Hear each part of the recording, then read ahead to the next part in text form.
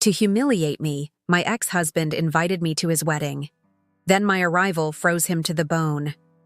Hello, friends. Please join me as I narrate my story of how my ex-husband's plan of humiliating me on his wedding day with his mistress turned out to be the most shocking day of his life just by my arrival at the venue. Before I dive into the main story, please kindly hit the subscribe button, like and share this video to your loved ones. And I would love to know where you are watching this from. Thank you. Your support means the world to me. Now to my story. My name is Amand Lovu, and I am 34 years old. If you had met me 2 years ago, you wouldn't recognize me now. Back then, I was a woman stripped bare by betrayal, clinging to the remains of a marriage I thought would last forever. Kwame Mensah, my husband of 6 years, decided one spring afternoon that he'd found something better. Her name was Zola Dlamini, 10 years younger than me, fresh-faced and eager to take the role I had been playing. The day he left, he didn't even have the decency to soften the blow. "Amma, you've changed. I need someone who keeps things exciting," he'd said, leaning casually against the kitchen counter as if he were discussing the weather. I stood there with a coffee cup in my hand, numb, wondering how a man could dismantle an entire life with such a lazy choice of words. The humiliation didn't end with him walking out. Small towns have big mouths, and even though we lived in an upscale neighborhood outside Johannesburg, word spread fast among our circle. Friends we dined with stopped calling. Acquaintances offered pitying smiles at the grocery store. I hated their sympathy almost as much as I hated Kwame's smugness. My rebirth Zola wasted no time moving in with him, wearing the jewelry I had picked, out for our anniversaries, and posting carefully curated Instagram shots in my favorite vacation spots. There's nothing quite like watching your replacement parade around in your old life. It burned, and I let it burn because anger can be fuel if you know how to use it. The first few weeks after the divorce were the worst. I'd wake up and feel as if my chest were caving in. I stopped wearing makeup, stopped returning calls, stopped looking in mirrors. But one night, Naledi Kumalo, my best friend since college, sat me down and told me flat out, "Amma, this is not your ending. This is your rebirth." She had that no-nonsense tone she always used when she was about to save me from myself. That conversation flipped a switch. I started small, getting back to the gym, eating food that nourished me instead of numbing me. I hired a trainer named Aisha Bello who didn't tolerate excuses. At first, I could barely jog a mile, but months later, I was running 5 with ease. My clothes began to fit differently. My posture straightened. And one morning, I caught my reflection in a shop window and realized I was coming back. Physically, the changes were obvious, but inside I was building something deeper. I signed up for an executive marketing course I'd been putting off for years. By the time I finished, I had offers from 2 prestigious firms, and I chose one that gave me the freedom to travel. For the first time in years, my passport filled, with stamps, Kenya, Morocco, Ghana. With each trip, I rediscovered pieces of myself Kwame had worn down. Meeting Tayet was in Lagos of all places that I met Taye Okoro. Taya, tall, sharp suit, the kind of presence that fills a room without trying. He was speaking at a tech conference and I was there on a project. We ended up at the same dinner table and conversation flowed effortlessly. Unlike Kwame, Tay actually listened. By the end of the night, he'd asked if he could see me again. And by the end of the month, we were inseparable. Tay didn't just love me. He respected me. He noticed the little things, how I took my coffee, how I tucked my hair behind my ear when I was thinking. He didn't flinch at my scars, emotional or otherwise. With him, I wasn't rebuilding to prove anything to anyone. I was simply living. Still, there were moments when I thought about Kwame and Zola, not with longing, but with a detached curiosity.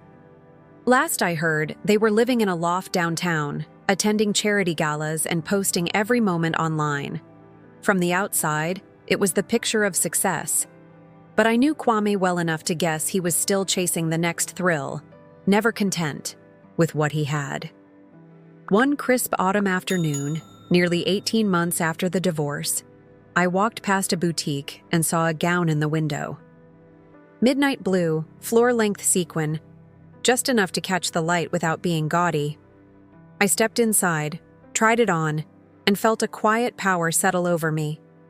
I didn't know then why I bought it, only that one day it would serve its purpose. I'd gone from a woman who could barely face the world to someone who could walk into any room and hold her own. People who had once whispered about my downfall now wanted to know my secrets. My secrets were simple. I refused to stay broken. I invested in myself, and I never forgot the face of the man who thought I'd crumble. The invitation. Then came the wedding invitation. It arrived in a pristine white envelope, my name written in looping cursive as though Kwame had personally approved it. For a moment, I thought it was a cruel prank. But no, it was real. He was marrying Zola, and he wanted me there. I could almost hear his voice in my head, dripping with arrogance. "Come see what you lost, Amma." Naledi was furious. "You are not going," she insisted, slamming the invitation on my kitchen counter. "He just wants to humiliate you all over again." But I felt that gown in my closet calling to me. This wasn't about humiliation anymore. This was about closure, about showing up not as the woman he discarded, but as the woman I had become. So, I RSVP'd yes, the wedding day. The venue was an upscale hotel in Cape Town, all glass chandeliers and ivory roses. Guests in designer clothes mingled, laughter tinkling like champagne flutes. I walked in wearing the midnight blue gown, my hair swept up, confidence radiating from every step. Tay was by my side, his hand warm against mine. When Kwame saw me, he froze. I will never forget the look in his eyes, shock, disbelief, and underneath it all, regret. Zola, stunning in her lace gown, noticed too. Her smile faltered just slightly, enough for me to catch it. I didn't need to say a word. My presence had already spoken volumes. I mingled with guests, many of whom hadn't seen me since the divorce. Their widened eyes, their whispered comments, it was like watching a tide turn. Suddenly, I wasn't the woman who'd been left. I was the woman who had risen. Kwame tried to approach me during the reception. "Amma, you look different," he said, his voice uneven. I smiled politely. "No, Kwame. I look like myself. Maybe for the first time." Then I turned back to Tay, who was already leading me to the dance floor. The aftermath I didn't stay until the end. I didn't need to. I had made my statement without uttering a cruel word or causing a scene. As Tay and I left, hand in hand, I felt lighter than I had in years. Later, I heard through friends that the night didn't go as smoothly for Kwame and Zola as they had hoped. Apparently, tension simmered after my departure. Some guests even whispered that Zola looked uneasy, as if realizing she might have won the man but not the war. But that wasn't my concern anymore.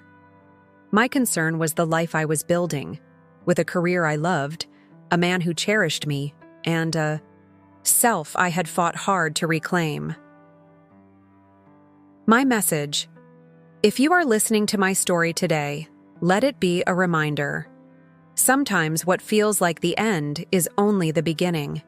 People may try to break you, humiliate you, strip you of your dignity, but they cannot define your worth unless you let them.